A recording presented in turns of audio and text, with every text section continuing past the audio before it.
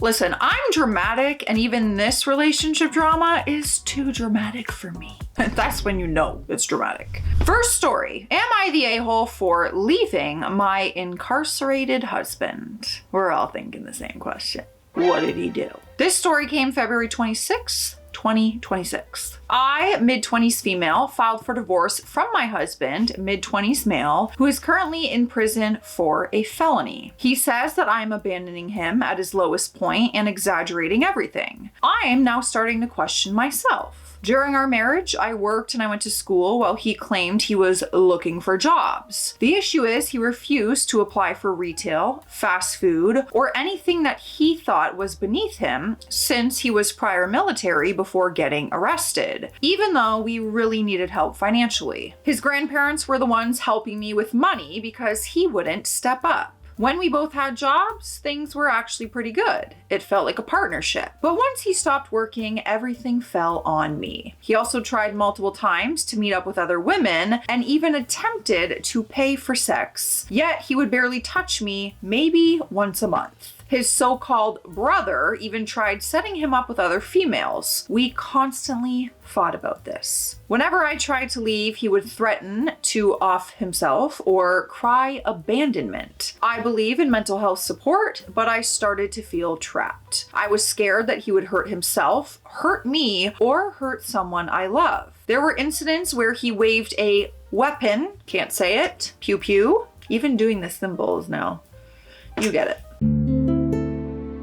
He would wave that during arguments and even at a friend's house because he didn't trust him. That fear was real. I never really had friends because he didn't want me going out with anyone, male or female. He would ruin events with his attitude, and eventually we stopped getting invited anywhere. I became isolated. When he went to prison, I told him I wanted to come back a month before he got out so that we could sit down and decide calmly whether to stay together or divorce. He twisted my words and told everyone that I was leaving him. His family then threatened that if I stepped on his grandparents' property where we lived, I would be arrested. For context, while I was gone, my family in that state was helping maintain the yard and the house for his grandparents, making sure everything was okay. Yet his family kicked me out and put my belongings on the street without giving me proper time to retrieve them. Almost everything inside that house I paid for. Furniture, beds, couch, utensils. The only thing he truly cared about was his video games. They threw out my belongings, including personal items, hobbies, and even my certificates from school and work. That is what ultimately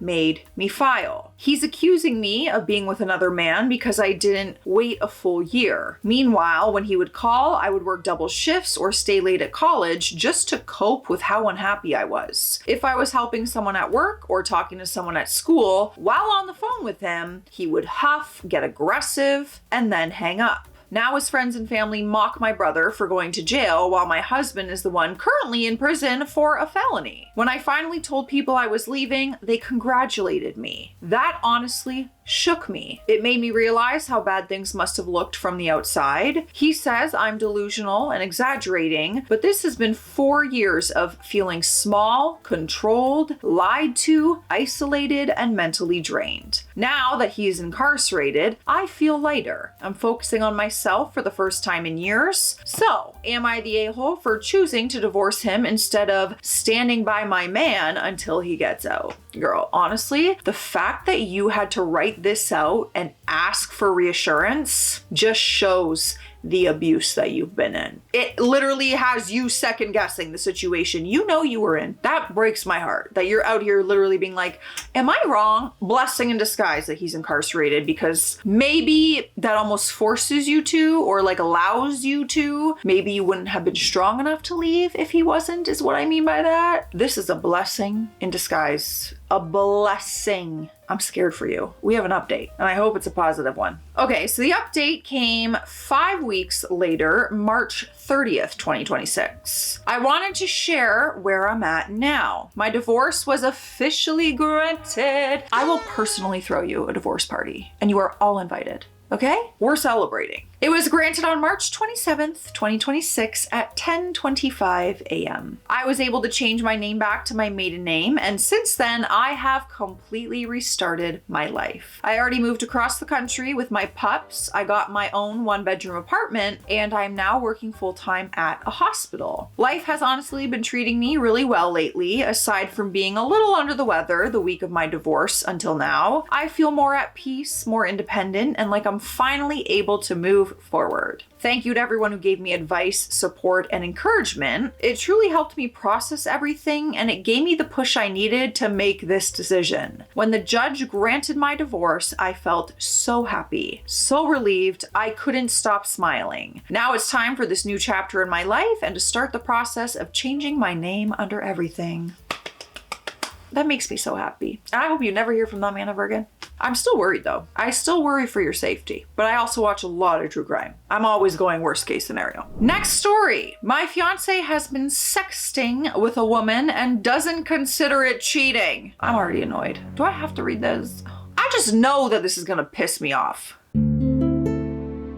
The story came February 9th, 2021. My fiance let me use his MacBook to work from home on Fridays since my work laptop had to be sent in to be fixed. He has his text messages go to both his iPhone and his MacBook. When I was using it last week, I saw a text come through from someone that he has saved as Sexy T. I clicked on it and there were months of text history that came up, all sexual conversation. Lots of pictures back and forth, all during the day. He even told her the day prior that when he was having sex with me, he was thinking about her. The way the ring would just fall off my finger at that point. I was really upset about it. I decided to give myself a few hours to cool off and then talk to him about it. I took screenshots and I emailed them to myself in case he denied it, which is what he did previously when I thought I was being cheated on 2 years ago. I had seen some text messages and he acted like I was crazy and imagining things. When I spoke to him about it on Friday night, he did not deny it, but he told me it's no different than watching adult videos because he's not actually having intimacy with her. He told me that they met at a networking event pre-pandemic and that they kept in touch. He said that she just started sending him hot photos and one thing led to another. He told me he would stop talking to her, but only after I got really upset. I'm still using his MacBook today because the replacement my company sent won't be here until tomorrow or the next day. I decided to go into his messages on his MacBook again, and sure enough, he had been texting her since around 9 a.m. He told her he can't text her much anymore. Then, not an hour later, he is texting her that he can't stand not texting her. I didn't even say anything to him. I just packed up my stuff. We moved in together about 3 months ago. I called my former roommate to confirm my old room was still available, which it is, and I went back to my old apartment. He tried to stop me and acted like he had no idea why I was doing what I was doing and that I'm taking things way overboard. When I got to my old apartment, I sent him a picture I took of his text conversation from this morning. Would you classify this as cheating? I mean, you know what? Some people might not. And we can all have our own opinion in the comments and be respectful to each other for the differences, but for me, absolutely not. Absolutely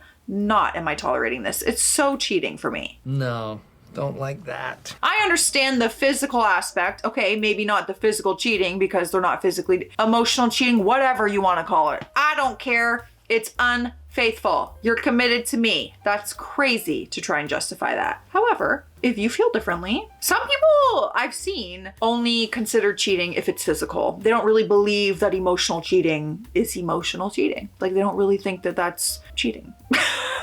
That's a lot of cheating in one sentence. All right, we have an update, and it came 5 weeks later. We're now at March 19th, 2021. Of course, after I left and sent him the evidence, he was apologizing up and down and begged me to come back. I told him no, I had enough beyond this cheating, and when I thought he was cheating 2 years ago, he's just a manipulative a-hole. I think I've always known it, but maybe I felt like I couldn't do better. I don't know. I'm happier now that I left. I feel like a weight has been lifted off my chest. A few days after I left, his mother reached out to me and asked if we could have a call. I wasn't sure how much he shared with her, but I really liked his mom, so I agreed. She essentially told me that we as women sometimes have to put up with our men cheating and that it's just a part of life. She's not condoning what he did and not condoning what his father had done, but that it's just a part of life. Well, maybe for you, in your game of life, but not in mine. I only get one life. Why would I choose to stay with someone who's gonna do that to me? When there's people out there who won't, believe it or not. Anyways.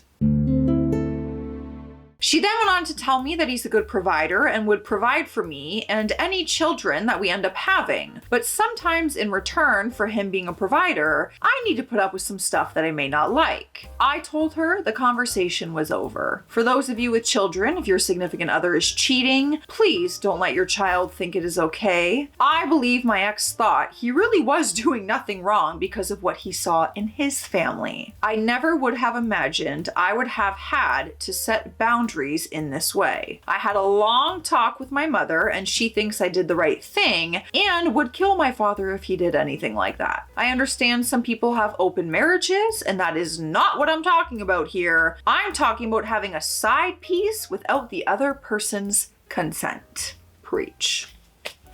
Amen. Hallelujah to that. I agree. Let me know your thoughts though. We got more stories, but I need a sip of water. Cheers. Hope you're having a good day. This is your reminders. Drink your water. Drink it. Take a sip.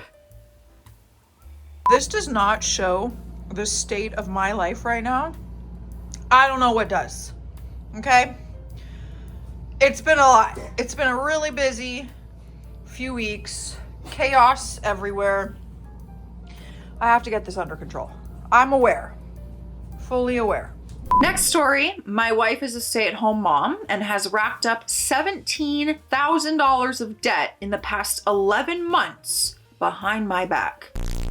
What is girl buying in 11 months? And she's a stay-at-home mom. That's a lot. That is a lot of online shopping, probably. The convenience of Amazon just gets you sometimes. My male 30 wife, female 30, is a stay-at-home mom to our 2 kids, 2 years old and 8 months. I'm military and I've been gone for most of the past year and things have been pretty rocky. She brought up divorce in our last fight. She's been a stay-at-home mom for about 2.5 years now and I've been okay with that since I've made enough to make ends meet. We have a joint bank account and recently, ever since I got back, money has been tight. I saw her walking upstairs with a pen and paper, and since this is unusual for her, I asked her what it was for. And she replied, just for finances. Since I am the sole provider, I was interested in what for, and she said it was for her credit card debt. I asked how much she had, and she said $17,000. My jaw hit the floor. When I asked what, she couldn't give me a straight answer, but if it was anything like her past, it is just random junk from TJ Maxx, thrift stores, or from Target. Not Amazon?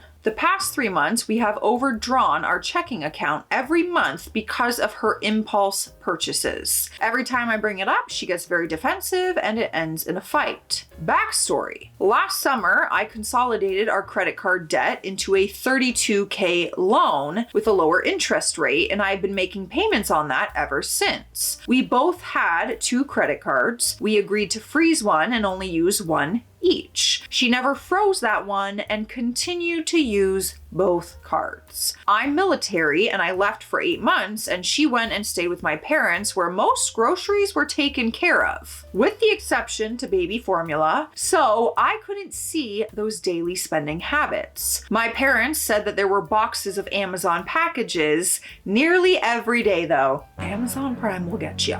I feel betrayed. I'm mad. I don't know what to think right now. Am I wrong to feel like she needs to get a part or full-time job and get separate bank accounts? I would obviously cover bills and expenses, but I don't know how to correct her financial problem. We basically break even as is. Please help. Well, is divorce happening? Because y'all said your relationship's on the rocks in itself. I feel like that adds a whole other layer to this. We have an update and it came the next day. Last night, I told her I didn't want to speak to her about this because I don't want to say anything out of emotion and something I don't mean. And this is what I get as a response. Quote, Go ahead and say what you want because you're clearly thinking of it. I know I don't work, I know I don't make money, and I'm sorry for that. I'm the one to blame. I will go to work, I have no problem with that. Then help me find a daycare and finish applying for the childcare. I've done a lot in this, and you haven't been any help with it. These are our kids, and this part of it isn't easy. Everyone in the world has debt, unfortunately. I'm not proud of it, but it's something that doesn't just go away in a few years as much as we would like it to. I don't know what's more frustrating or disturbing, our financial situation or her casualness and lack of responsibility and ownership for putting us in this situation. Now we have another update. 6 months later, we are all caught up to recent times. It is March 22nd, 2026. It has been a while since I originally posted this. I wish I could say things have gotten better, but they haven't. After discovering how much debt she had accumulated over those 11 months and having our joint bank account overdrawn 4 consecutive months, I opened a separate bank account to start rebuilding our finances. I give her $200 every 2 weeks, so $400 monthly, to spend however she likes. I transferred all bills, insurance, and payments of any kind to withdraw from my separate account. I started doing all the grocery shopping. We had a serious sit-down conversation about her re-entering the workforce, but picking up a part-time job to start paying towards her debt. And she hated the idea of going back to work because that's not what the plan was when we first had kids. The original plan was for her to be a stay-at-home mom until our kids, 2 and 1, started going to school. She went through 3 jobs in 3 weeks, quitting hours before her shift through text. I was trying to take over her life and controlling her, apparently. She's found a new job since November and she works 10 hours a week. We've started going to therapy in November as well. Therapists said that this was a classic case of financial infidelity, and she compares it to cheating, but with a credit card. She refuses to do our couple's homework with this because she says it's pointless and doesn't see the point in it, despite me expressing my desires to. She told her parents about the situation, how I made a separate bank account from her, and that I am financially abusive to her. I walked into a conversation my mother-in-law was having with the mail lady about me, and I can honestly say they no longer like me. She has picked up on her drinking and finished a box of wine in 2 days, regardless of the day. A couple times when she was drunk, she has brought up how nice it would be if we moved back to Indiana, but we can't because of my job. Conversations between my wife and I are cold, basically outside of the kids, and once they go to bed, she goes upstairs and closes the door. She despises the idea of having 2 separate accounts and regularly threatens how she will not be with someone who had separate bank accounts. Recently, I was put on a 3-month tour overseas and she quit her job, quit therapy, packed up her stuff and the kids' stuff, and went back to Indiana, quote, until I come back. Things have just gotten so unbelievably messy. We probably won't hear an update until those 3 months now. Oh man, what a mess. Oh, financial stuff's never easy, even when you have money, let alone struggling and the debt, and kids. Ay. That stresses me out. It's not even me. Next story. My boyfriend lied about not getting a +1 to a wedding. Why? I have an idea, but I don't want to accuse anyone just yet. This story came October 29th, 2021. For some background information, my boyfriend Jason and I have been dating for 4 years and we live together. Overall, we have a really good relationship. We love spending time together, we share similar values, and we have wonderful chemistry. Jason works at a fairly big company. Within the company, he works on a small-ish team, about 10 people. On his team is a guy named Matt, who he is work friends with. They don't hang out too much outside of work, but will occasionally get dinner or drinks together. A few weeks ago, he attended Matt's wedding. Jason didn't invite me, but I assumed he did not get a +1 because he and Matt aren't super close. I've met Matt 5 times before, so I didn't think anything of it. Fast forward to Wednesday after work. I ran into Matt at a local coffee shop. I said hello and I congratulated him on his marriage. He thanked me and said something along the lines of, "It's a shame you couldn't make it to the wedding." I was pretty confused, but just went along with it and said, "Oh, I'm sorry I missed it." And I was sure that it was fun. When I got home, I asked Jason why he didn't invite me to the wedding. Then I told him what Matt said, and after some back and forth, Jason confessed that he did get a +1. I asked why he didn't invite me, and he wouldn't tell me. I kept asking, and he kept refusing. It was extremely frustrating. Don't get me wrong, I don't care that I missed the wedding. That's not the problem. He lied to me and is now refusing to tell me why. The past 2 nights, I have slept in our guest room. The first place my mind went was infidelity, but he was at a colleague's wedding. I've met all of his coworkers at work events, so would he really cheat on me in front of people we both know and that he has to work with? He didn't stay out late either. He got home at 10 p.m., so it's not like he shacked up with someone after the wedding. I seriously cannot come up with any reason as to why he lied and won't tell me. It is driving me crazy. I am stumped on what to do. I don't want to dump him over something this small, but I legitimately don't know what to do to get him to tell me. I feel like my trust is broken and over something so stupid. Well, now